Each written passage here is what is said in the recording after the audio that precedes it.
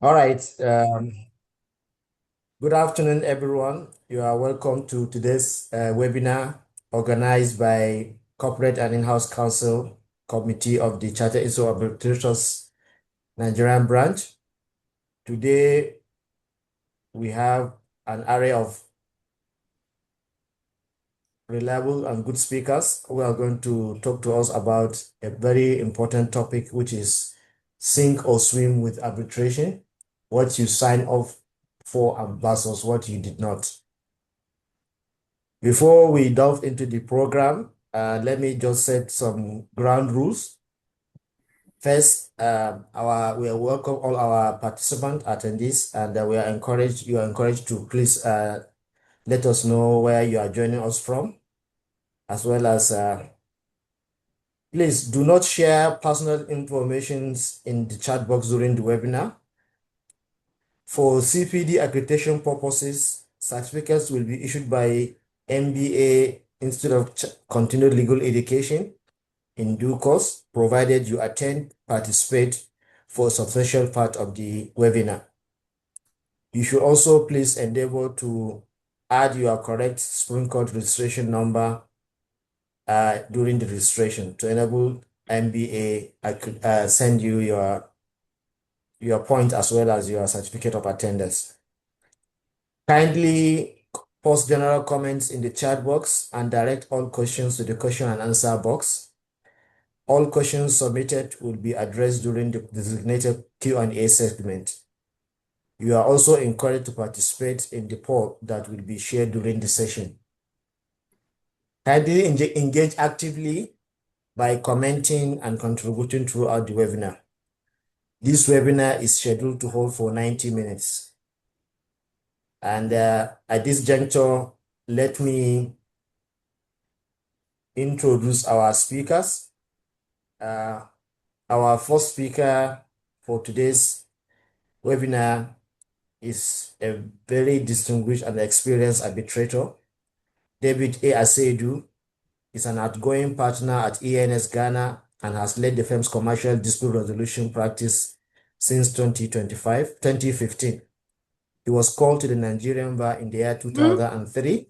No. Ghanaian bar. Ghanaian bar. He was called to the Ghanaian bar in 2003. Sorry, apologies. And he specializes in commercial litigation and international arbitration across the energy, banking, construction, and telecommunication and infrastructure sector. For over a decade, David has consistently been recognized by Chambers Global, the Legal 500, as well as Who is Who Legal as a leading dispute lawyer in Ghana. He is also deeply committed to mentoring young lawyers in the legal writing, advocacy, and professional development. It is our pleasure to have you in our midst today at this webinar, Mr. David. Thank you. Thank you, Our Counsel.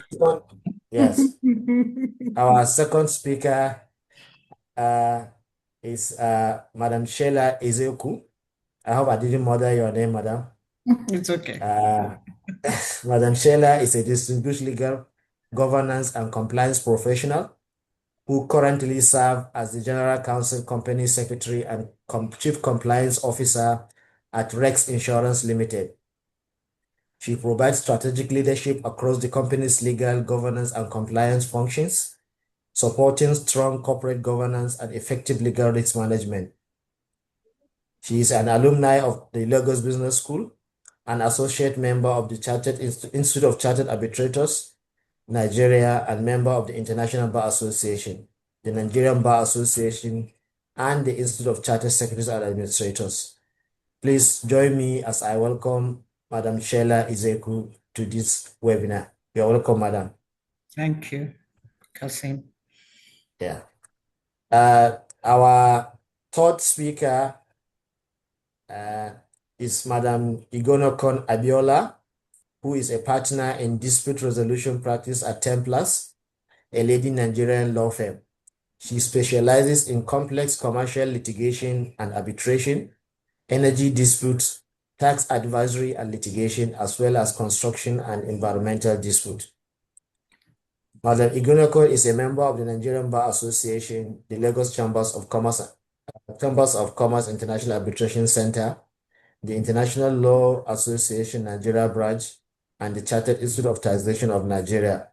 She is also a published author and a regular speaker at international arbitration and tax conferences. You are welcome, Madam Iguneko, to this webinar. We are glad to have you in our midst today. Thank you very much, Kazim. I'm glad to be here. All right. Our moderator for today's webinar is also a seasoned arbitrator, and Mr. Imobonibe Alfred Mejimete is the operational legal counsel at British American Tobacco, covering Nigeria and Kenya. He brings over a decade of rich experience spanning litigation, arbitration, alternative dispute resolution, and corporate legal advisory. Prior to joining British American Tobacco, he was a partner at Punuka Attorneys and Solicitors, where he advised on complex commercial disputes and dispute resolution strategy across multiple sectors. We are glad to have you, Mr. Mijamete, in our midst today. And at this juncture, I think I will hand over controls to you to take over and so that we can delve into the webinar proper. You are welcome, Mr. Mijamete. Thank you very much, Mr. Sulaiman. Thank you very much for the kind welcome. You didn't even say your own qualifications, but you've done yourself a disservice. But except if you are trying to hide, Mr. Kazim is a manager at NNPC Limited. So all the oil deals he runs, he goes through them. If he was trying to hide that, but anyway, that's on a lighter note. Good afternoon, everyone. It's a pleasure to have you all here. I know that we are sticklers for time, so we'll just delve right into the questions, right? Now, the topic is very interesting. Sink or swim with arbitration. What you signed for versus what you didn't. One of the touted advantages of arbitration as a dispute resolution mechanism is that the finality of the arbitral award that is given, is not like, in theory anyway, it's not like the judgment of the High Court, of a federal High Court, or National Industrial Court, that that immediately you have an automatic, in some instances, right of appeal. So disputants generally are happy to submit to arbitration because, once they submit their dispute to the arbitral panel, they are given a decision as quickly as possible, and then they know what their rights and obligations are, and they're able to move on. But then we're finding that under different legislative and regulatory regimes, that in as much as laws are being amended to further limit the instances in which you can apply to set aside an arbitral award, aggrieved parties are still finding ingenious ways to walk around and, try and set aside arbitral awards that they are dissatisfied with. So against that background, Igonicon, as counsel to parties in several arbitrations, do you find yourself advising your clients to abide with arbitral awards, whether or not they agree with the reasoning? What usually is your thought process in that? Yes, thank you very much, Mubo, for that question. And I think you started by setting the tone, right? Essentially, when parties decide to go for arbitration rather than litigation, what are they signing up for? What's the bargain? One of such bargains is finality. And finality in the sense that it's binding and parties agree that they will comply with the award. So in answering your question, yes, I would generally advise, and my advice to clients oftentimes is comply with their award. But comply based on the fact that finality is one of your bargains, albeit with limited recourse against that award itself. And I mean, I know that as we progress, we could talk about, those limited recourse as set out in the Arbitration and Mediation Act as we have it today. But as the first step, even as counsel, the role is to make a distinction between, where you have an award and there is disagreements on the merits of the award, separate from when you have an award and the parties or your client disagree with maybe certain genuine procedural defects. Now, the first part of it, which is disagreeing with the merit, obviously, when you have, you will always have to have a winner or a loser, right? So if you have an award and your client happens to lose, I believe, and my practice from experience is to advise the client to comply with that award. Hence, they sink or swim with your, with the award. Now, when you make that distinction, and if they fall in the second category of, where there are disagreements with procedural or genuine defects, now the limited recourse that the law sets has to do with when there are procedural defects with either capacity of parties, jurisdiction, or fair hearing, which is, giving parties equal opportunity to be heard, and also, public policy. Now, unless there are defects that, touch on these aspects, now we know clearly that the law has, set the tone, and it's not possible for you to seek to set aside such an award. So therefore, as counsel, you need to help your client distinguish between these two categories. Where do they fall? And advise them. And if they fall in the first category, where they just have disagreement, generally because they lost, and they are not the winner, then it's a disservice, to that client as counsel not to ask them to comply. So yes, I would advise a client to abide by the award, save for those limited circumstances, which I just mentioned a few. Thank you. Thank you. Thank you so much, Igonikon. That was very, very helpful. Ramshila, let's take it from another angle. So you are general counsel at your organization, and I imagine that you have been involved in assessing the caliber of candidates that you would want to appoint as arbitrators. What are some of the characteristics that you look for in determining whether a gentleman or a lady is a good fit to be appointed as an arbitrator? Or do you simply just rely on the advice of your external counsel? Okay, thank you very much, Mubo. I'm going to approach this question from the back, i.e., I'll start with whether it will be wise to rely simpliciter on the recommendation of the external counsel.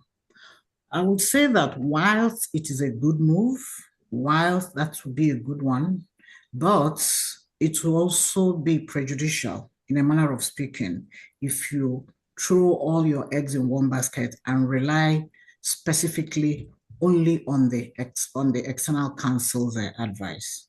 Why do I say this? I say this because arbitration has evolved. So is appointment of the arbitrator. I recall, I'm going to narrow it down to some specifics, practice. So when I was called to bar like 27 years ago, I remember the first arbitration that I was involved in. In those days, there were not many arbitrators and very few were recommended. So people did not have much choice, but things have greatly improved and changed. Now, appointment of arbitrator is almost seen as a risk management issue. And so the in-house counsel has to have additional factors to look at while agreeing on these appointments. For instance, I work for an insurance organization and I've done that for like 20 years. I would like to, as an in-house counsel, first off, make sure that the arbitrator, if there's an insurance issue in the arbitration, I would first of all make sure that the arbitrator has a knowledge of insurance, i.e., it has to be sector specific. If the arbitrator he must be a lawyer, fine, or he may not be a lawyer, but he must have the industry specifics. If the arbitrator does not know anything about insurance, underwriting, treaties, facultative insurance, these will be sounding Greek to that arbitrator. So I would advise that the arbitrator has to be sector specific. You cannot import, for example, an arbitrator that is versed in banking and bring the person to bear in an insurance issue. It may be counterproductive and likely to be counterproductive. So assuming that I let my external counsel recommend any lawyer that is not versed in a matter concerning me, example, in an insurance issue, that will not be a good one. It will be counterproductive. I will also ensure that the arbitrator that is going to be appointed must be procedurally disciplined. Some arbitrators come in. Again, I refer to that matter that I took part in earlier on in my early years as a new week. The arbitrator was not in control of his environment. He was not even in control of the two learned silks that were appearing for both the claimant and the respondent. In my young mind, I was thinking then that he was probably intimidated by their presence, and that made him not have proper competence. It definitely affected his efficiency and procedural discipline. I'll also think about an arbitrator that is independent and temperamentally mature. You'll be able to resolve conflict disclosures, fairness, neutrality, and professional conduct. Fourthly, I would also advise on an arbitrator that will have quality of reasoning. I think these four qualities will be germane in that appointment that will help appointment of a director. Appointment of an arbitrator. I would not, whilst it is also good to look into the recommendation of an external counsel, but I will ensure by bringing these four issues to the attention of that counsel while agreeing on a particular person. Thank you. Thank you very much for that flavor that you've given to us. Now let's take a quick flight to Ghana. Mr. David, under your own jurisprudence, right? I'm aware of the Alternative Dispute Resolution Act of 2010, and perhaps, any decided cases. Would you say it's generally easy or difficult to set aside an arbitral award? Thanks, Emubo. So generally speaking, the lawmaker intended to make it relatively difficult to set aside an arbitral award. But what's happening on the ground has not gone exactly the way I think Parliament intended it to be. So the legislation allows for several reasons for which the Ghanaian courts may set aside an arbitral award. I'll give you 5 of them. One is when somebody applies, the losing party obviously applies to the court to say that they were not given notice of the appointment of arbitrators or of the proceedings. So that's one. Another is that the award deals with a dispute which was not within the scope of the arbitral agreement. Another would be that the tribunal failed to conform with agreed procedure. All these I'm talking about, Igonikon actually mentioned them. I'm just going a bit in detail. And then the fourth would be undisclosed personal interest of the arbitrator in the subject matter of the dispute. I think Sheila has mentioned that too. And then the fifth, I'm giving just five, there are about 8 of them. And the fifth is the award was induced by fraud or corruption, which I'm sure every arbitration enthusiast in Nigeria is very familiar with. The legislation also allows for only 3 months from the time a party receives the award to apply to set it aside. Unfortunately, it also allows the court the discretion to allow an application to set aside out of the 3 months for justifiable cause. There is no definition of justifiable cause. My main concern, just my final point, my main concern with the legislation is how the legislation itself and how it is applied is that it does not expressly recognize, so it does not expressly state the international arbitration principle that it is only the courts of the seat of arbitration who have the power or jurisdiction to set aside an award. So I've seen all too often several Ghanaian courts mix it up.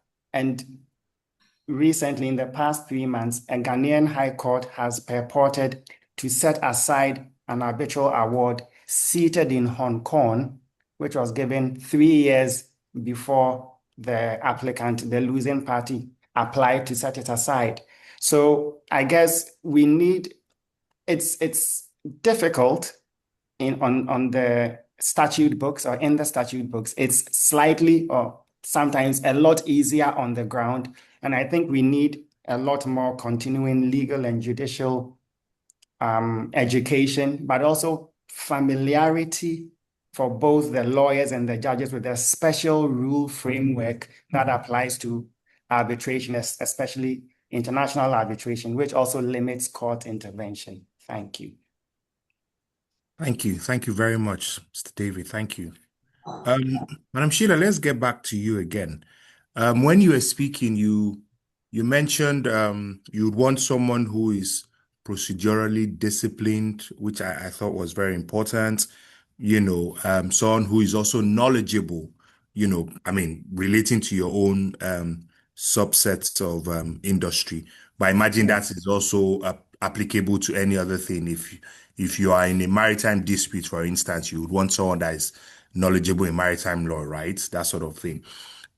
So in your experience, have you been shocked to find that there's a stark difference between an arbitrator's competence in their curriculum vitae, in the paper, as Mr. David has said, and their actual demonstrated competence during the proceedings? How did you handle it? Did you recant your acceptance of their appointment, for instance? Or did you just say, let's see whether this award that he gives or she gives eventually, if it's in my favor, I'll let it slide? How did you manage that, if you've experienced it? From experience, I have seen something like that. And it was a classical case of what you ordered and what you it's a classical case of that. And also, and what that has done is to inform us that paperwork is just not it most of the times. It's practice. And so the substantive expertise and arbitral competence, both of them will come into play. So the way I handled it, I wasn't confrontational. And so in the course of the proceedings, when it now started, what did I do?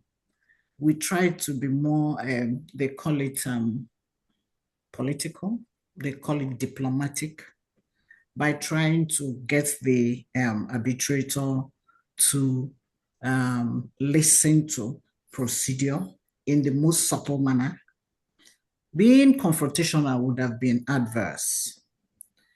We did not recant, but it taught us a lesson. And the lesson was that before you even appoint, you need to carry out proper due diligence, carry out reviews on a particular arbitrator that is being proposed. It's no longer the era of looking at I have PhD in that, I have MSc in that, I have done this and done that, but the realities on ground. And so you must do the proper due diligence. You also must listen to reviews and read reviews. If you do all that, you'll be able to curb this. It will not get to the stage of thinking about recanting, because to recant the appointment and arbitrator is a very serious matter. And I believe that such recants, yes, will come where the arbitrator is probably adjudged as biased. And that is a very serious allegation. But aside from that, if it is, like I said, what you ordered is not what you got, we have to find a way to get around it by speaking to the arbitrator diplomatically and also emphasizing the need for proper procedure and discipline in the process. That's how I would handle it. Thank you. Thank you very much. Thank you. David, back to you. So what we are used to are instances where parties have a dispute, but then they had not chosen arbitration in their contract, but then they realize that arbitration might be more suitable to resolve that dispute, right? And so they sign a submission agreement. But have you been involved in a situation where it's the opposite, where parties had chosen arbitration in their contract, but then they say, you know what? I think arbitration is not even suited for this. I think we should go to court. Is that something that you have experienced? Is it even permissible under the law? And are there any procedural steps to follow if such a situation was to arise? Thank you. So I've practiced for 23 years now, and I can say that in the second half of my practice, I've seen a lot more of what you described, just not in the exact way than in the first half. So personally, I haven't seen parties formally sit down and sign a fresh agreement abandoning arbitration in favor of litigation. What I've seen them do is more tacit.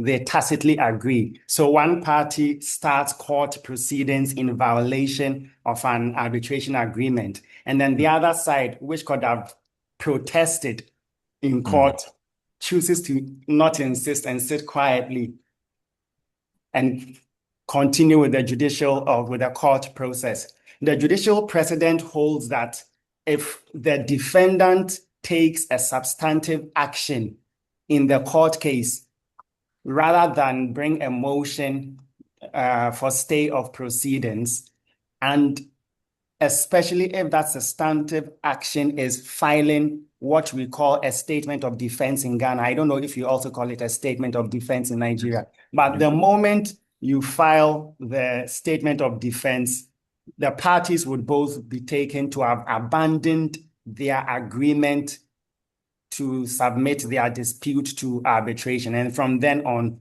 they can no longer insist on arbitration, and the court will just exercise jurisdiction. So that's really the procedure. Ultimately, arbitration, as we know, is based on party autonomy. So if either expressly or through their conduct, the parties choose to move away from arbitration back to litigation, the courts generally respect that choice. Everything I've said, I might just add a thing, reflects commercial reality. I suspect that I heard Sheila kind of touch on it slightly. Parties may agree to arbitration at the contract stage, marry in haste, repent at leisure, kind of. And disputes, when they happen, can look very different from what the parties envisaged when they looked in the crystal ball at the time of signing the contract, which has the arbitration agreement. There may be issues they suddenly confront like legal costs, like urgency, like cash flow pressure, business disruption, and they suddenly feel that maybe because the courts have more power to enforce decisions, why don't we go straight to the court? It is no reflection on any inherent weakness of arbitration, or it's not a sign that arbitration is always going to be more expensive than litigation. Thank you. Thank you very much. Thank you, David. Igonikon, back to you. Do you have any statistics or perhaps from your own personal experience in arbitration matters? Do you find parties agreeing more to comply with arbitral awards, or do you find that they want to quickly set it aside? And in instances where they choose to abide, what are some of the reasons that they have shared with you as to the reason as to why they have chosen to abide with the arbitral award?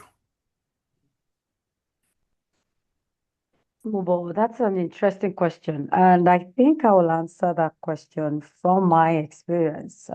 It's difficult to have, that statistics. And I would say, especially where the award is adverse. So I'm talking about the party who, is not the winner, to who's the award is adverse to.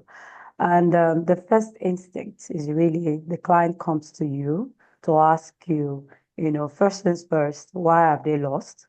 Especially if you have an award that's not so reasoned or well reasoned, they will ask you to, sort of break it down. Well, what are the issues?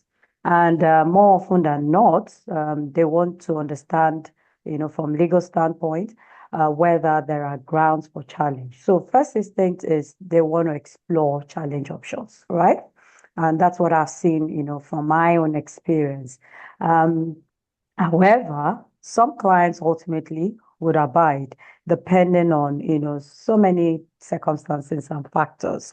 Factors including depending on the sector or whether the parties are, in a continued relationship, business, and that could also, be one of the reasons why they could decide ultimately to just put a stop to the end of, the dispute and take the award as it is.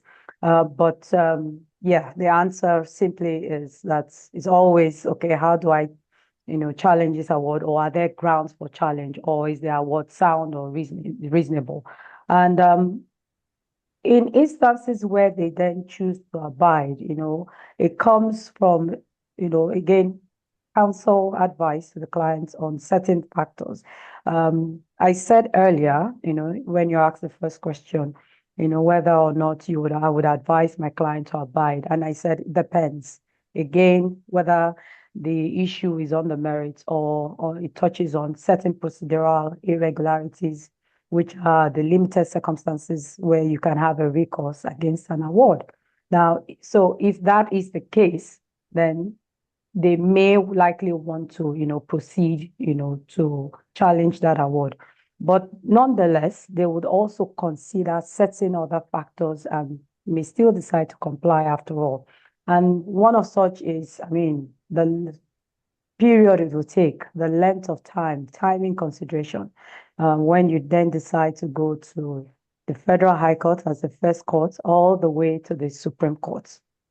I know that the new law now, sort of try to limit that to the Court of Appeal. But before now, we have, where it seems as if you open the door, for further recourse, and then the challenge starts all the way from the trial court and goes all the way up to the Supreme Court, challenging certain, issues. So when you speak to a client and advise a client as counsel and let them understand, particularly if the matter or the issue is not touching on those procedural issues that are set out in the law, and make them understand that this timing consideration, and ultimately, if you get to the end of the disputes resolution process at the Supreme Court and you still lose, and then you have interest, for instance, that is still adding up, then that is a factor that they will consider.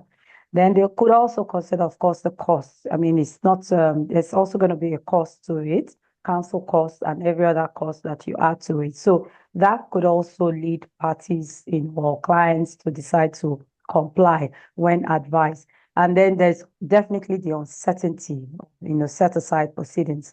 Again, we know that our courts are supportive, but then there are instances that even in clear cases, you would have to go all the way because maybe certain courts do not understand, the nuances, when it comes to arbitration, because there are some carryover from litigation into arbitration that sometimes affect, real understanding of, how to decide whether or not to touch the merits and only focus on the procedural issues. So if these advice, if the client is advised on all these issues, and they are also advised that there are very narrow grounds, and if those grounds, if the grounds that they have do not fall within that ground, and also the fact that they might just consider, the benefits of the entire, relationship that they have with their partner. These factors could lead to, clients accepting the award as it is, particularly as a losing party, and deciding to proceed.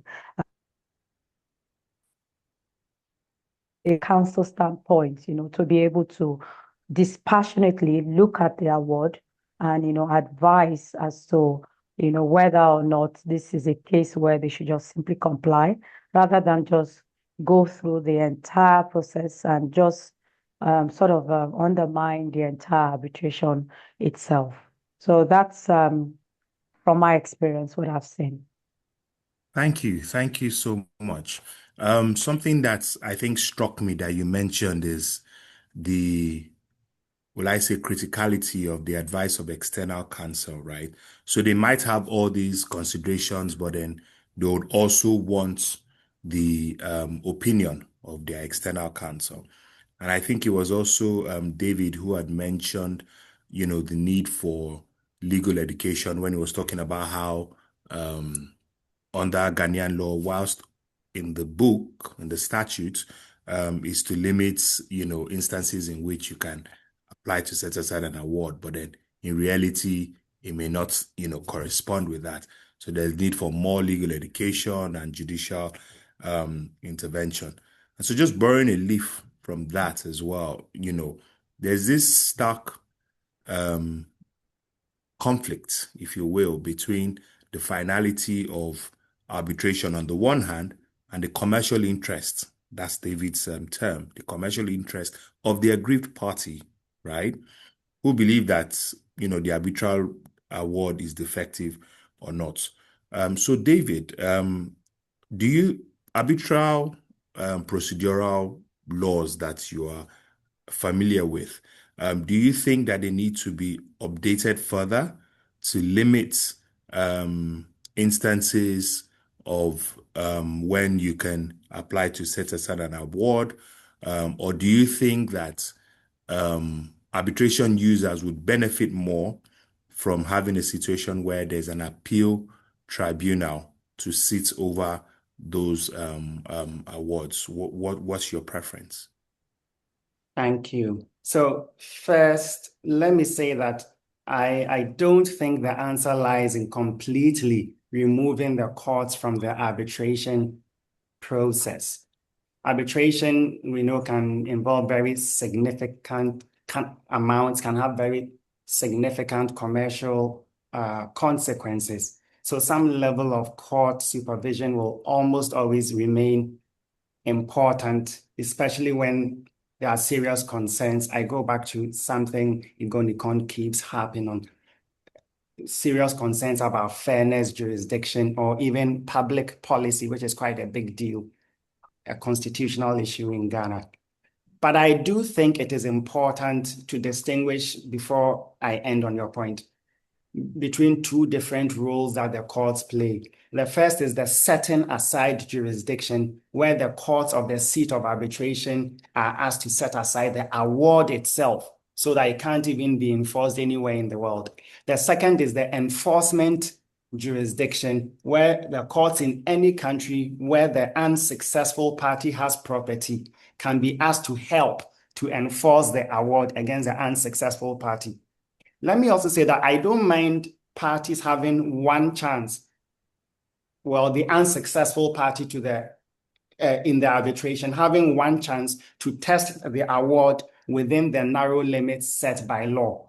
But whether it's the actual setting aside jurisdiction or the enforcement jurisdiction where the losing party can oppose an enforcement arbitration, they both tend to generate further appeals. And I feel that that's where arbitration risks losing the speed and finality that distinguishes it from litigation, which is what the parties may have originally wanted. So personally, I would be cautious about creating a full appeal process or structure within arbitration itself. What I believe in and have been quietly advocating for is limited reform to legislation in Ghana. One idea is requiring the parties who are unhappy with a court decision on a set-aside application, requiring those parties to seek the leave of the court before they can bring an appeal. And it must be a very high bar for the party to go over before they can bring an appeal against a decision of the court refusing to set aside, a decision of a high court refusing to set aside an arbitral award. In fact, Ghanaian statute has such a thing, except it's not for setting aside. You know that the courts have the jurisdiction to give orders in support of or in aid of arbitration. It can be interim measures like injunctions and all. Under the Ghanaian statute, if the High Court gives, say, an injunction in aid of arbitration and a party is unhappy with it, they need to seek leave of the court before they can appeal against it.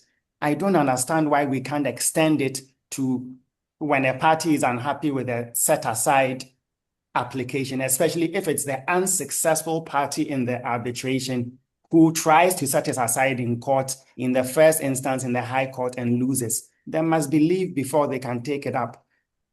For me, that's the goal. The court should remain able to protect the fairness and legitimacy, but we should not let arbitration turn into a never-ending cycle, just like litigation. Thank you. Thank you so much, David. Thank you. Madam Sheila, back to you. So in order to prevent a situation of what I ordered versus what I got in the arbitrators, right? Do you, generally speaking, prefer institutionally appointed arbitrators, or do you prefer ad hoc or party appointed arbitrators? And related to that, do you think that there's some sort of indirect guarantee that the arbitral institution is giving you as to the quality or the caliber of the arbitrator that you're getting? What are your thoughts on that? Okay, thank you, Mubo. So in practice, parties appointing an arbitrator and an institution appointing an arbitrator, they all have their pros and their cons. An arbitrator appointed by parties, one of the advantages is that it provides kind of comfort and some degree of familiarity, i.e., parties would have submitted that we want this person. But that also has a risk, and the risk is that sometimes it creates some doubts on alignment. For an institution to appoint an arbitrator, the pro there is that it provides stronger procedural framework. It also provides, in a manner of speaking, an additional layer of credibility, which does not happen in one appointed by parties. The institution appointed arbitrator also works better where there is some element of distrust between the parties. They weren't able to agree on somebody, so they're asking the institute to appoint somebody. But the con for institution appointed arbitrator is that whilst the framework appears strong and credible, the commercial pragmatism may not be there. And so the two ways of appointment, if you ask me, shall depend entirely on the nature and complexity of the dispute in issue. I don't think there's a hard and fast rule about it. It should depend stricto sensu on the nature of the matter that is being brought to arbitration. But taking it further to regulation, the Arbitration and Mediation Act of 2023, it has also modernized the framework. And that has also helped and is also helping. But whilst this legislation is key to be looked at, emphasis will still go back to the competence, the discipline, and the quality of these arbitrators, be it parties appointed or institution appointed. Thank you. Thank you very much. Thank you. I mean, although we can obviously all say, just a quick intermission to say that the flyer for the registration for the conference is on the screen, and I believe the link is also in the chat box. So please, we encourage you to register for the conference. I will take another angle with you, Igonikon. So parties often say they chose arbitration for efficiency and commercial closure, right? But at what point do you think excessive procedural complexity begins to undermine the legitimacy of the arbitral process itself? Thank you, Mobo, for that. I believe, I think maybe I should start from, why the parties in the first place decide to go for arbitration, as opposed to litigation. So a number of reasons: confidentiality, privacy, parties' autonomy, and of course, independence and impartiality of the arbitrators, soundness or reasonable award are some of those things, and most importantly, costs, cost efficiency, as well as expecting that you would obviously have a final award, right, itself. And the most important of them is the fact that they run away from the procedural issues that we have in litigation. So all the technicalities, all the applications for adjournments, and the several delay tactics that oftentimes, as counsel, we put up in court. This is one reason for arbitration, because it will speed up things. Within a couple of months, less than a year, you could have an award, as opposed to, being in court, starting a case for maybe 2 years, at base. That's even a conservative timeline, right?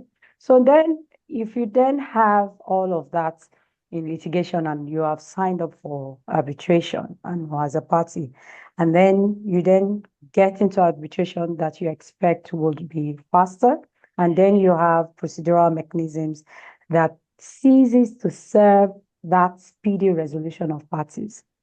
For me, that's the tipping point. It doesn't serve, the purpose of arbitration. So procedural complexities come in all sorts of ways. It could be having, for instance, multiple rounds of submissions.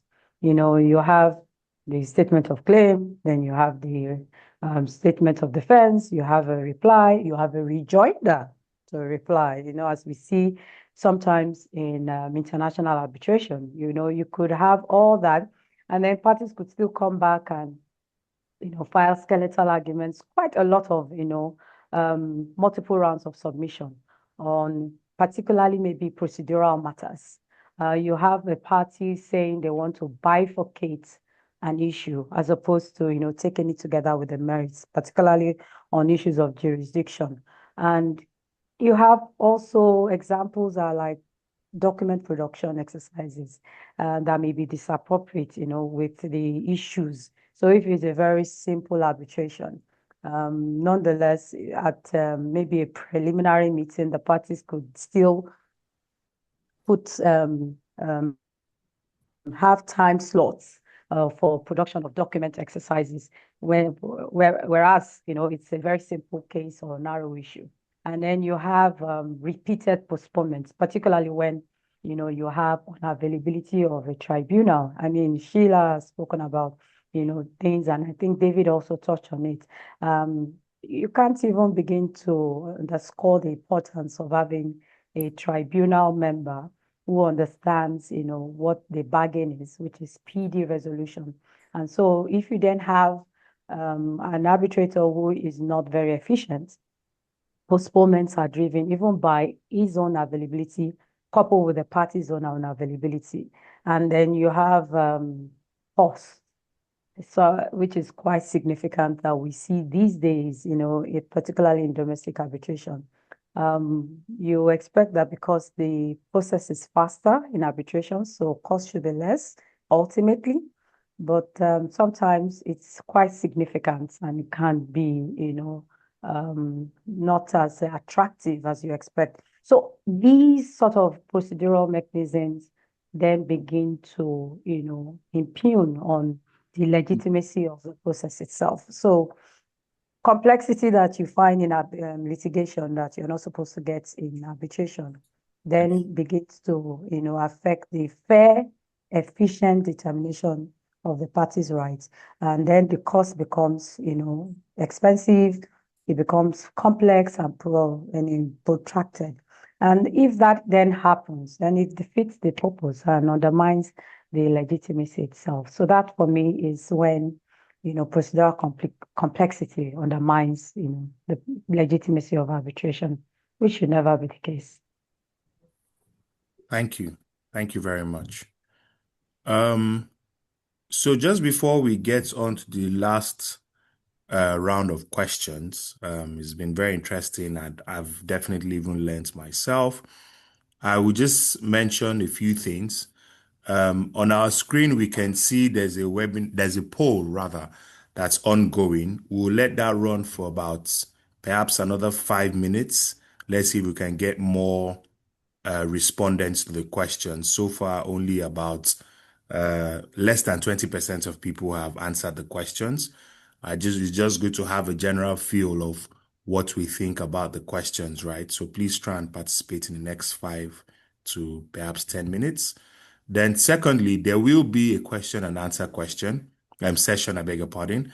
I'm just scrolling through and I'm seeing some very interesting thoughts being put there.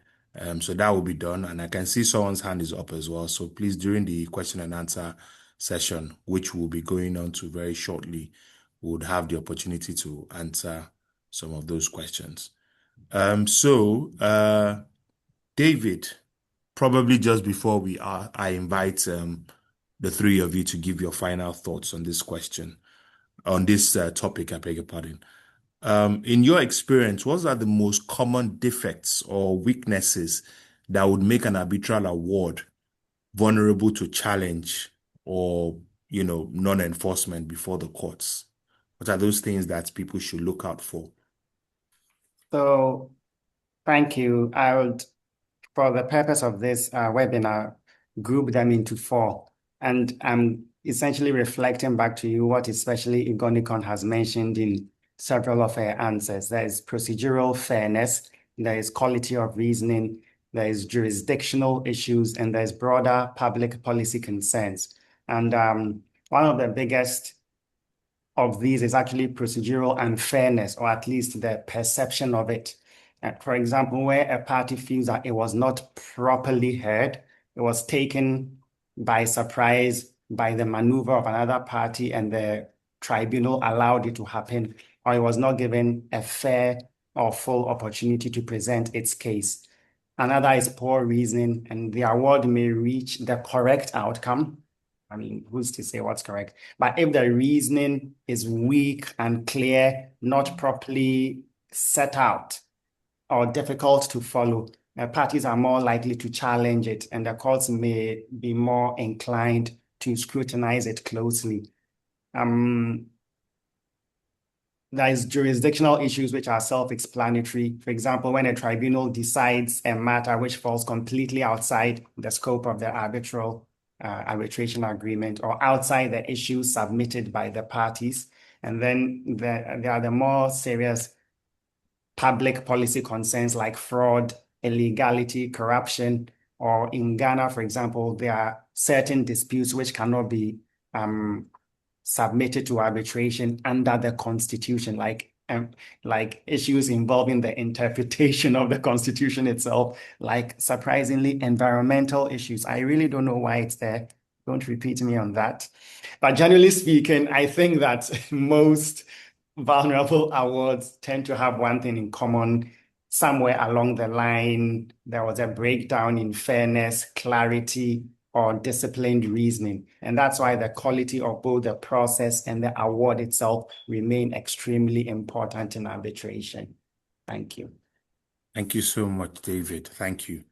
And I guess perhaps in the last 5 minutes of our session, I would just ask, starting with Madam Sheila, if you could change one thing about the current arbitration practice to better ensure that parties receive the kind of award that they truly signed up for, what would it be? I think I would suggest 2, not 1. Okay. So, first off, this award and this the process by itself, it's a resultant effect of what we had imputed in the agreements, in the contracts, first off. So if they are carefully, just like David mentioned, if they're carefully and precisely drafted, it will minimize most of these things. So first of all, we have to take it back home to be sure that the contracts are very, very specifically drafted. It will minimize a lot of issues. That's 1. Then 2, procedural discipline. I'm quite big on that because sometimes you come into an arbitration and you see that the arbitrator is not in control, like the example I gave before when I was a new wig.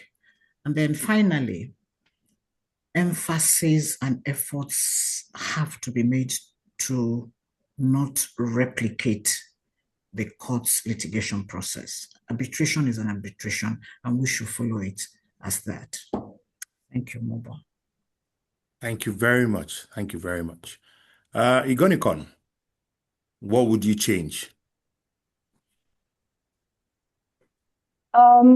Well, Sheila started well. Basically, right? And I think I'll just add a bit to what Sheila said, and which is, at the contracting stage, stage, it's very important that when drafting, you don't draft those clauses as what we call midnight clauses, last minute, or you do copy and paste. You should have at the back of your mind the enforcement of that award, which is ultimately the fruits of that entire process. So with that at the back of your mind, when you're drafting your arbitration, agreement, ensure it's not pathological, ensure that, what I mean by that is that it is ascertainable, it's clear, it's concise. Don't go and put an institution that does not exist and then becomes difficult. And also ensure, even more importantly, because like Sheila said, what you buy is what you get, right? Look for very qualified arbitrators. It's not just the paper, and you said this Mobo earlier. So do not just look at the qualifications on paper, but get very sound counsel and also get very sound arbitrators, because ultimately they drive that process that will ensure that you get an award that will not be subject to challenge. So those are the things that I will add to it, not necessarily change, but advise that parties, consider. Thank you. Thank you. And last but by no means the least, Mr. David, what did you change about the current arbitration practice or Thank procedure? So both Sheila and Igonikon have been very specific, and I like what they said. So permit me to be a bit more aspirational about what I'd like to change. If I could change one thing about arbitration practice, it would probably be bringing arbitration back closer to the simplicity and commercial practicality that originally made parties choose it over litigation. I think that one of the reasons arbitration became so attractive globally was that the parties saw it as a more flexible and commercially practical alternative to courts, to litigation. But in some cases, arbitration sadly is gradually becoming procedure heavy, too technical, and too similar to the very litigation we were trying to avoid or run away from. So for me, the issue is not increasing fairness, reducing quality. I know fairness is essential. I think the real issue is that arbitration must remain practical, focused, and commercially sensible, not too bogged down in technicality. It may involve firmer case management. Both Sheila and Igonikon have mentioned this case management by the panel, more focused submissions by counsel, a willingness of tribunals or by tribunals and parties alike to avoid unnecessary procedural battles. That's one thing I try to run away from litigation to arbitration, but the procedural battles are becoming even scarier in arbitration these days.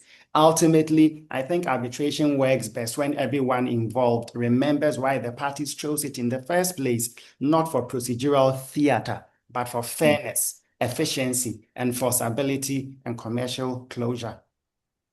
Thank you. Thank you very much. I mean, for a minute, I thought you were campaigning for arbitration to be voted. If arbitration was, it was a very spirited speech. Thank you. Thank you very much. And thank you to all our speakers as well for sharing your talents and your time with us. Mr. Coordinator, do we have questions? I think I saw a hand up earlier.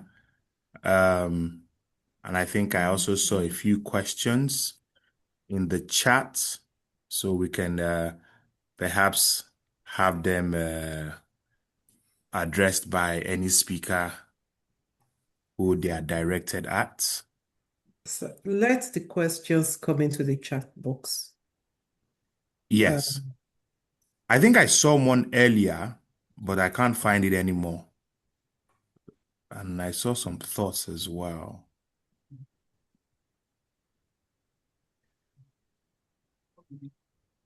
I think there's one from Kolawale Mayomi. Okay. Would you like to read the question? Yeah. Okay. So he said, what are your thoughts on the issue? Sorry.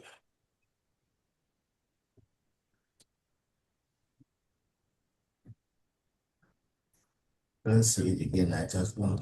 Okay. No, I can see it. I will just read the Okay. questions. Yes, so it's the last question. So this is from Dr. Kolawole Mayomi. Please let us know in the chat as well if there's any speaker that you'd like to address this question, but I'll read it for the knowledge of everyone. So he's asking, what are your thoughts on the issue of finality of arbitral awards? What is the point of appointing qualified and, sorry, there's some more questions. What's the point of appointing qualified and sector experienced arbitrators, paying arbitral fees, and going through the process in good faith if the award is susceptible to be set aside by a judge who is trained to apply legal technicalities? I guess I would throw it open to Igonikon and David, perhaps, do you have any thoughts on that? I think it's a very interesting question. Well, I'm happy to have a go, and then maybe David as well, and whoever else. I think that's a very good question. And this time it's coming, I'm going to be answering the question coming from the side of the judiciary. I mean, we've talked about, the parties, we've talked about counsel in ensuring that parties comply with their word. And just like the question goes, what's the whole point of all that process when ultimately it gets before the court? And then the courts or the judiciary would then set it aside or apply their understanding of how things work in litigation.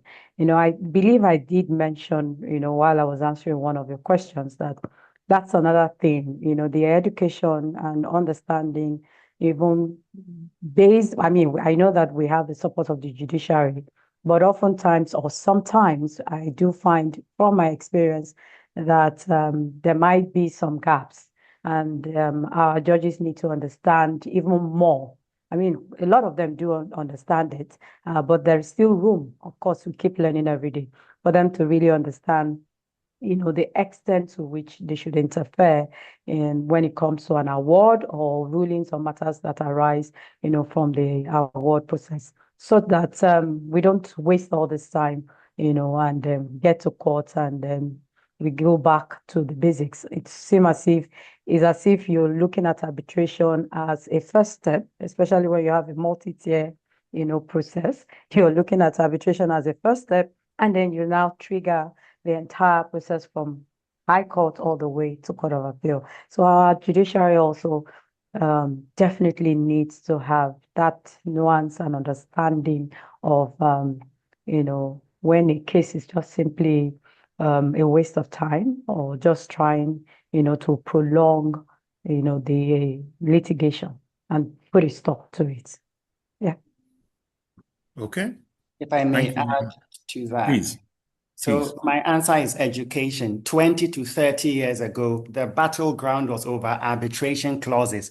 Courts were refusing to accept that their jurisdiction could be postponed or ousted or whatever it is in favor of arbitration. After that battle and education, most courts I know of, at least in Africa, mostly English-speaking Africa, are now kind of pro-arbitration.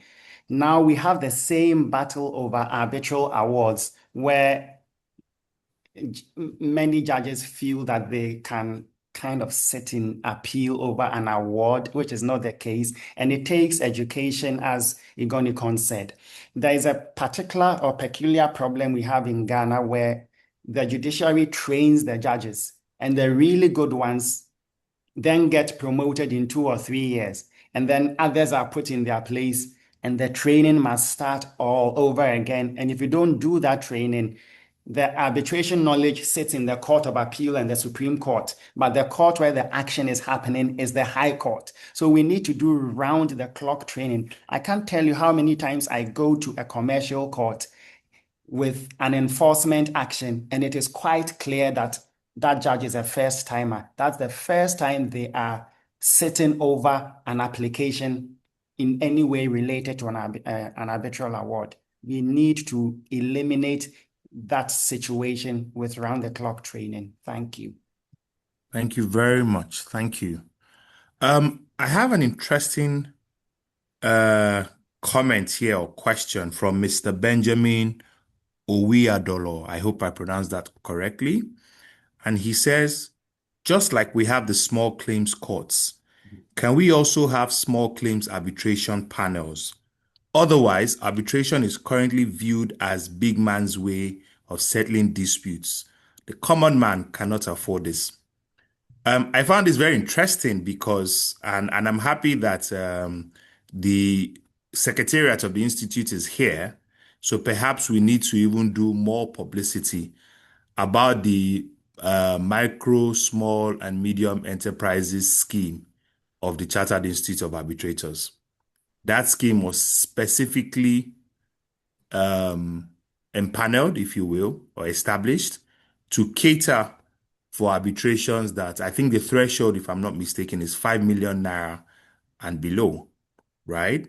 And so, I mean, it has a lot of benefits. So, for example, for arbitrators who have not have not had a lot of experience, is not to say that because the quantum is not so much that you can make mistakes, right? But then, you find that parties, when the quantum in question is a lot, they would want to go for the more experienced arbitrators. So to give an opportunity for the less experienced ones to sit over these arbitrations, that scheme was created, and obviously to also address this issue of the cost, right? So I know that it's a flat fee of, I think, 100,000 naira that is paid to the arbitrator. The very strict timelines and all of that. There are rules, and I'm sure the institute will be happy to share those rules as well. And if an email is also sent, we can also forward those rules. But just to answer that very pointedly, that we do have those rules in the institute to address that issue. Yeah, Right? Mugo, can I add a point as well to that? Please. I mean that's very laudable. I mean, based on what you have just said. But again, this is why when you are, drafting your arbitration clauses, sometimes you don't do the copy and paste. And the question was whether you could have a small, so to say, a claim arbitration. And so if you have an arbitration agreement in a contract that is the value of the contract itself is small, and the question is, why do you want to go for a 3-man panel? So you have to ensure that when you're drafting your arbitration agreement, that you, Mobo, can you still hear me? Yes, please. Yes, Oh, loud great. and I clear. thought it looks like I was frozen for a second. So when you're drafting your arbitration agreement, ensure that you consider what is the value of the claim. If it is a small claim, you want to think about having a sole arbitrator and not have, a 3-man panel, for instance, because again, that goes to cost. So these are some of the things, because arbitration can be big, can be small, can be international, can be domestic, and every dispute can fit into arbitration. So there isn't, it's sort of like a fallacy to think it's only for big disputes.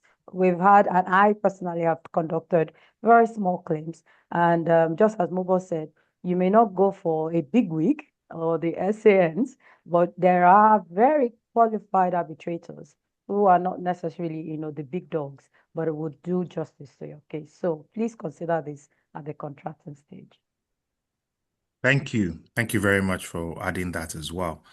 Our time is also far gone, but we'll just see how many questions we can get through.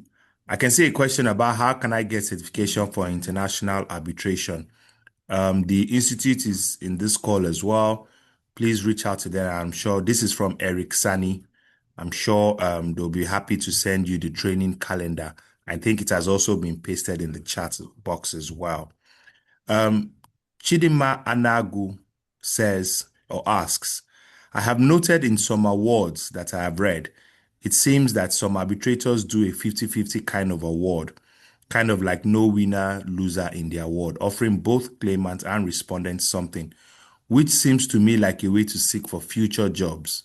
I want to hear thoughts/experience on this kind of situations. And I will start with Sheila, Madam Sheila.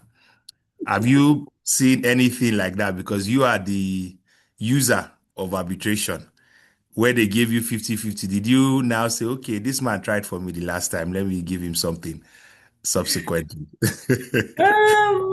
Personally, from my own personal experience, and I don't think it's strictly cut out that way. Sometimes Okay. it's 50-50. Sometimes it's outright winner and a loser. So it doesn't necessarily follow all the time that some people will have something. That happens, mind you, that happens, but that is not strictly the case. Sometimes, most of the time, the losers, that is why you now see people going to the upper court, the higher courts, to query that award. Obviously, they have lost and they didn't get 50-50, but in some circumstances, it happens. Personally, from my own experience, what I have experienced is either a winner or a loser. It was never Okay. a neutral. Interesting. Okay. All right. I say something short to that. Please. So what Chidinma, I think that's the name, talked about. Chiamaka. Okay, sorry. It's splitting the baby, as we call it in arbitration. Yes, As precisely. we go back to Solomonic wisdom. And it used to happen quite a bit. And when I started learning, maybe in the 90s and early 2000s, it was one of the drawbacks or one of the reasons a party who thought they might have a strong case may not want to do, in this case, a submission agreement to go to arbitration, because there was this strong suspicion that arbitrators like to split the baby. But my experience in recent times, certainly over the last 10 years or so, has been close to what Sheila is talking about, where I think we are dealing with an evolution, an evolving and relatively younger dispute resolution mechanism than traditional litigation. I think that now you see arbitrators who are willing to give all the jewels in the crown to a party that deserves it. So it exists, but I think it's a little too cynical these days to say that arbitrators are trying to create future work. That's why they are splitting the baby. Now, when they split the baby, chances are the baby deserves to be split. Thank you. Splitting the baby. I like that. I do agree. I mean, I was involved in an arbitration. That was precisely what the arbitrator told us pointedly. He didn't mince words that he was going to split the baby and ensure that both parties gets a piece of the cherry. So, I mean, but we don't have the time to dissect that anyway. But sorry, Yes, Mobo, but please. remember there was an arbitration we did, and it was a winner or loser. So Yes. the baby was not split. Yes. Yeah. Yes, I agree. I agree. I mean, just to mention what David said, it might be ungracious to say that the reason why they would want to do so is to put themselves in an advantaged position to get more work. I think that there's usually more merits in the reason why they would decide to go that route. Okay.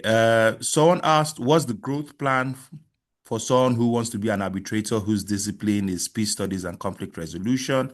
Again, the Institute is on the call and we have our calendar for trainings. Arbitration is not just for lawyers. I'm sure we know that by now. So anyone can be an arbitrator once you have the appropriate training. Is there a relationship between an arbitrator and a company secretary? Okay. Well, but Sheila, do you want to take a stab at this? I don't know. I think it's a matter of interest. I'm a company secretary. Yeah. I'm an advocate of arbitration. Yeah. I think it's a matter of interest. You can actually, in addition to your company secretarial roles, take courses, which I have done in arbitration, and that will be giving you 2 caps or 2 feathers in 1 cap, something like that. Great. Thank you for that. Louisa, I'm not going to try and pronounce your surname because I think I would murder it. Apologies.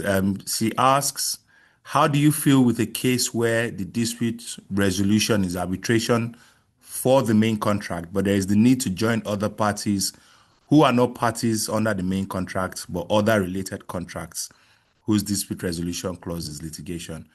My direct answer to this is take the training and you learn this. You learn how to deal with this. Yes? We're not giving free advice here. Take the training and then you learn it.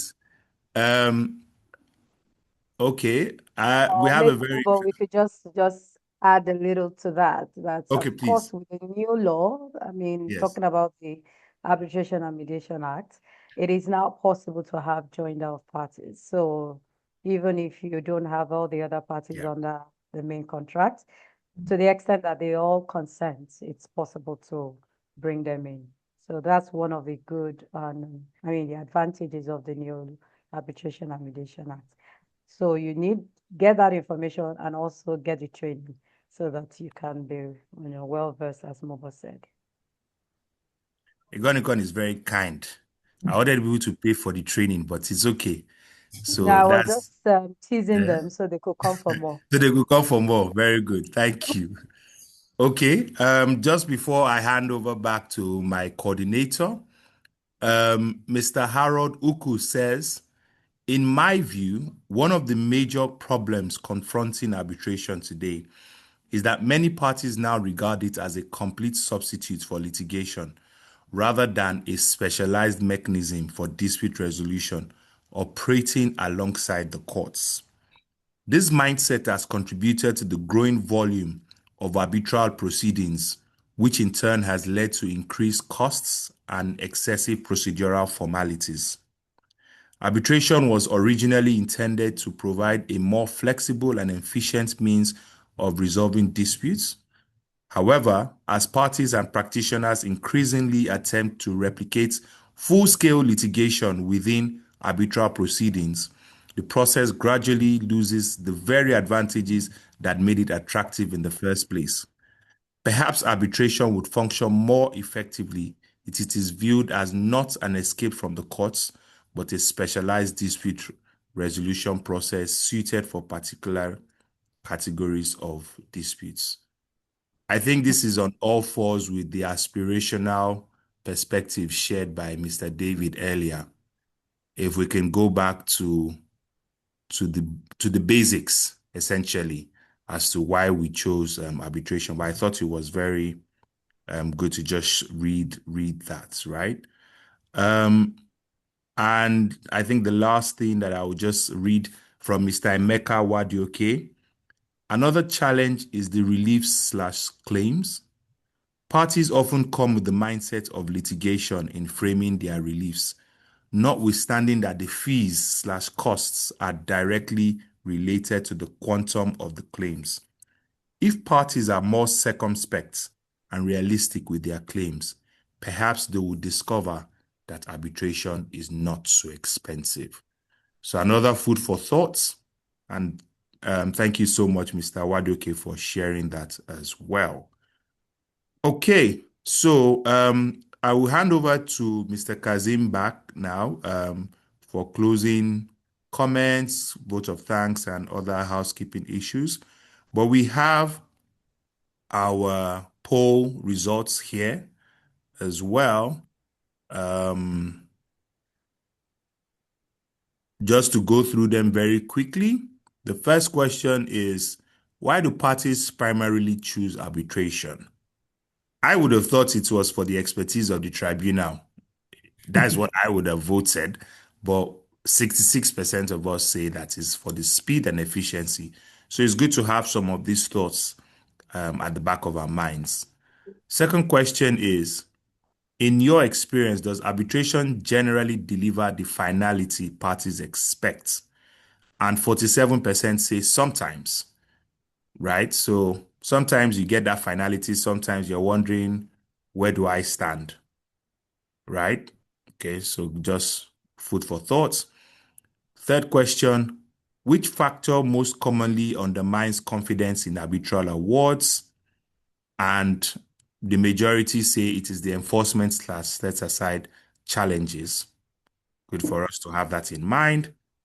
Number 4, have you ever encountered an arbitral award that was technically valid but commercially unsatisfactory? And some people have said yes occasionally, others said no, never. So I guess perhaps they imagine that if it's valid, then it should also be commercially viable. Okay. Number 5, and I might not be able to say all the questions because we have 13 questions, but I'll just stop at number 5. What matters most to you in selecting an arbitrator? And I'm happy to see that majority mentioned what Madam Sheila had said, sector expertise. The next group mentioned independence and impartiality. And I'm happy that very few people mentioned reputation or seniority of the arbitrator, right? So that's it for me. Thank you very much. It's been a pleasure moderating this session. Mr. Coordinator, Mr. Kazim, over to you. Thank you. Thank you very much. Thank you very much, Mr. Mejamete, for a wonderful moderation. And thanks to our able speakers, Madam Sheila, Mr. David from Ghana. Sorry, earlier on I said you are called from Nigeria. Who knows, maybe I'd you like want to to go to also be Nigeria. part of a Nigerian Bar Association as well. You are very much welcome. Thank you, Mr. Iginokon, also for also sharing your thoughts and your experience over the course of almost 1 hour plus.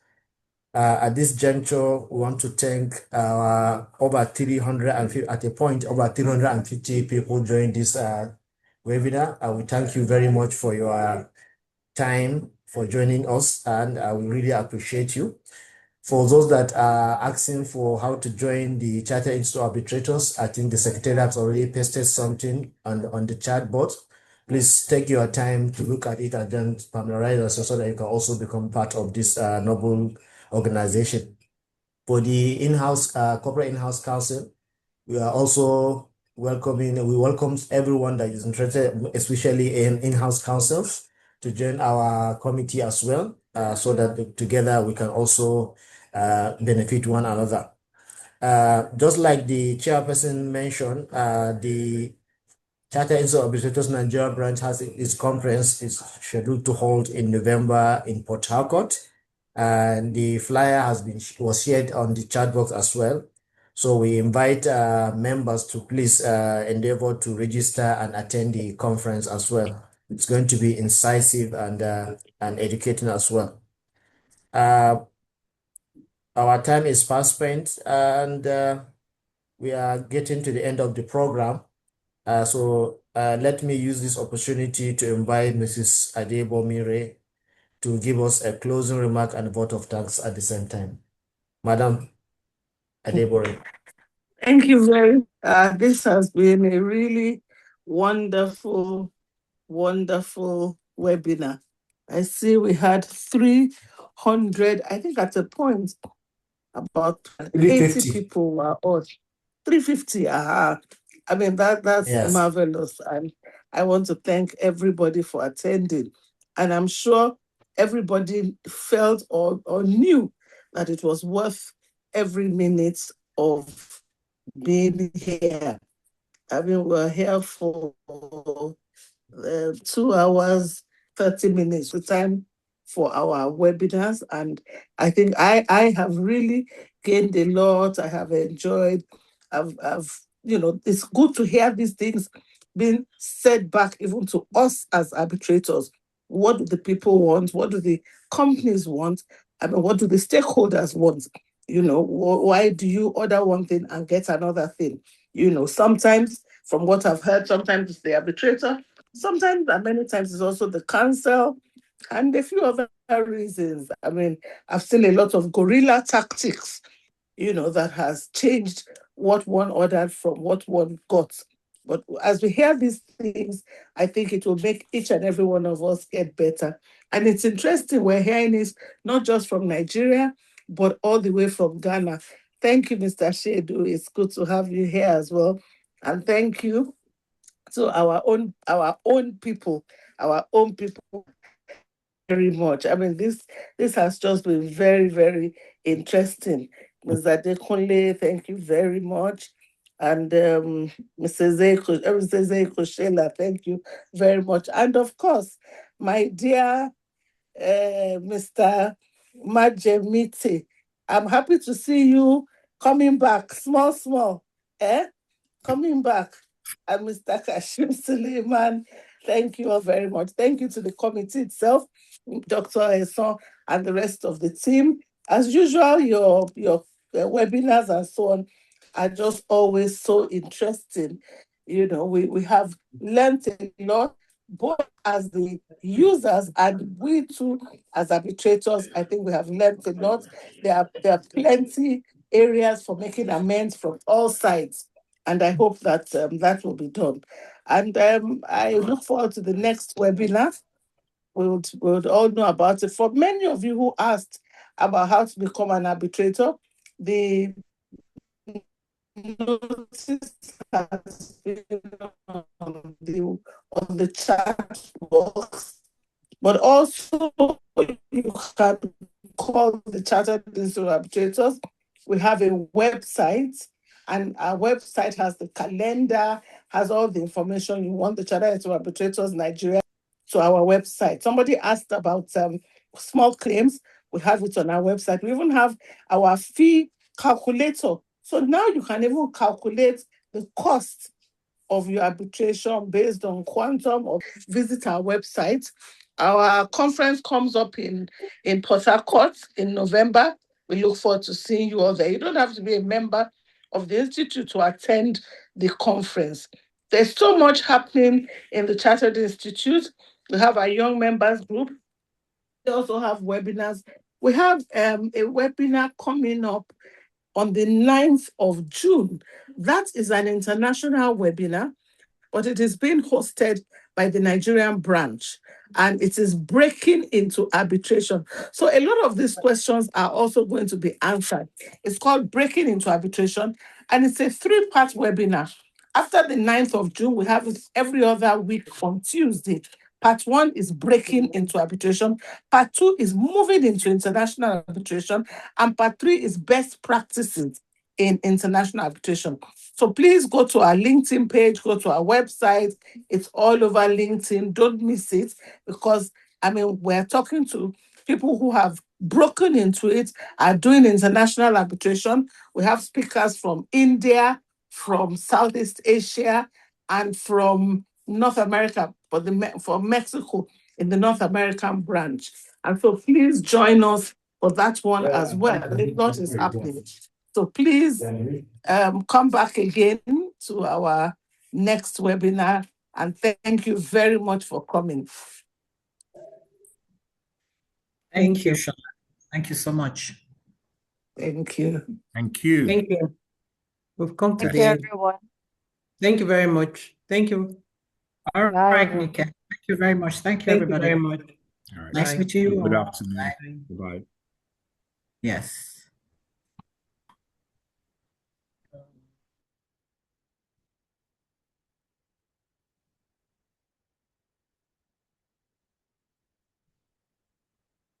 All right, thank you very much, everyone. Before we go, maybe I would like to invite Mrs. Nikki Esan, our chairperson, to also give us a remark. Earlier on, she's supposed to give us a brief welcome remark, but I think I omitted that part. So please, Mrs.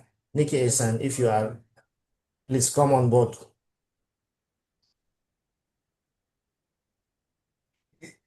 Hello, Nikki. Mr. Kazim, I think she may have already dropped off. I think she has gone off. So thank you, everyone. Do have a nice day. Thank you, Mr. Thank you. Mijimete. Nice meeting you. All right, sir. All Bye. right. All right. Thank you.